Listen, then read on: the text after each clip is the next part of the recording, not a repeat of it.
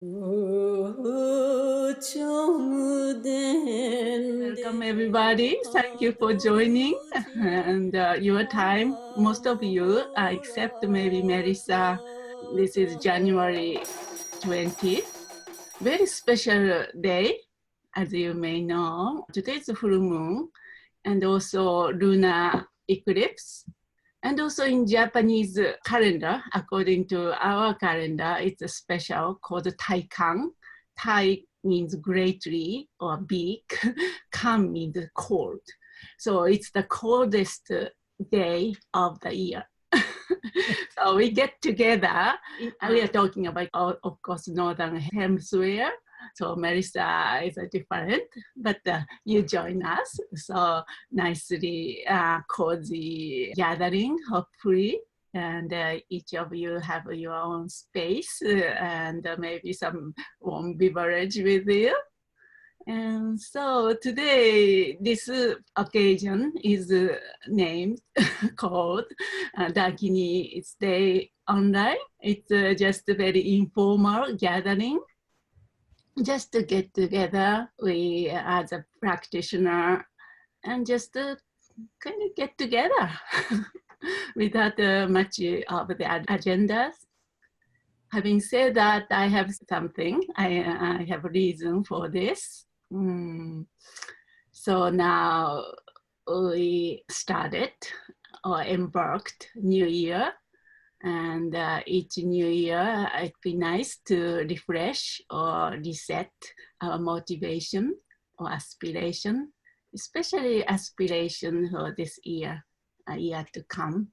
And so it's nice to do that, each of us. And of course, me first, I have to do that. In Japan, Japanese custom, we really emphasize that. So there's a phrase, beginning of the year, set for the entire year, or something like that. So it's nice as a Dakinis whisper, as a community, also as an individual. And also, we are coming into a difficult time. Actually, we already been a difficult time, no? Especially last couple of years when we look at the world, for example, and environmentally, socially, economically, socio-economical aspect of it, and also life, getting busier and busier, and and the environment is getting so crazy, no? But all these things, of course, including our personal life. I don't know about you, but lots of obstacle against the spiritual work, so to speak, in our world. And so when those things have been happening, then question for us as a practitioner, where do we go for refuge to take refuge in? What's your true refuge? There are lots of refuges we took, I took in the past, but just this time of the history just stop. And what's my true refuge? Of course, in Buddhism, we have these three refuges, Buddha, Dharma, and Sangha. Then we just stop and ask to ourselves each time when recite that formula, what's that mean to me? Then they see if I'm living up for, based on that principle, based on that refuge. Of course, we have mundane refuges, relationship, families, and money, perhaps, sometimes bank account. However, when we talk about the true refuge, true means true, no? Does not change. If something changes, it's not true. So then again, we have to kind of ask to ourselves. So anyway, so that's just some kind of things pop up right now. So maybe have a very quiet sitting for perhaps 10 minutes or so. And if you like, first you kind of settle your body, speech, and mind, as we usually do. Then see what's coming up for me, along that line. This year, what's my heart call, or what's my heart is telling me. What's my true refuge? Can I live based on my true refuge?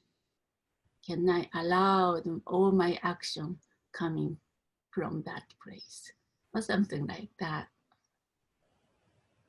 What do you think? We're just going to sit a few minutes together?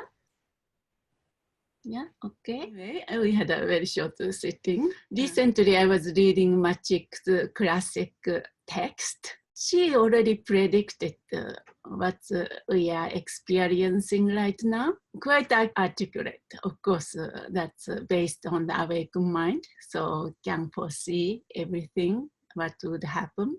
In terms of environmentally, she described even all those so-called degenerated time which we are facing, and the obstacles or degeneration of the spiritual practitioners and so forth, and all spiritual traditions, obstacles and hindrances, hardship, so forth. And also at the same time, she really feel that at that time, certain spiritual practice become really empowered, potent, very powerful. And the true practice is one of them. And also certain Idan deities become very powerful. I wanted to say one more thing along that line.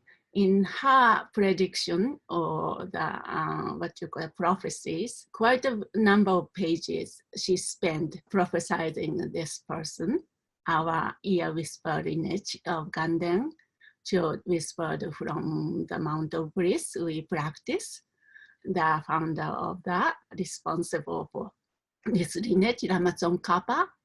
She called Dappa, but it's very obvious. It's Ramazon Kappa. His monk's name is Lobsang Dappa. And so she is saying that this Dappa, monk Dappa, appears in the world and then clarify that all this confusion and misunderstanding or degenerated spirituality. So he will clarify and then help the renewal of the tradition. And that's exactly what happened in Tibet. But then she's saying that's like a lightning, very quickly come and go. Then we as a lineage folder of the Lobsang Dappa, partially, of course, Machik Lapton and Lobsang Dappa, really feel responsible for this. Each of us, personal practice really affect the whatever happening in externally. Just one thing I wanted to mention before we open up to the dialogue. I'm sure you heard about it, but sometimes we miss that sort of thing.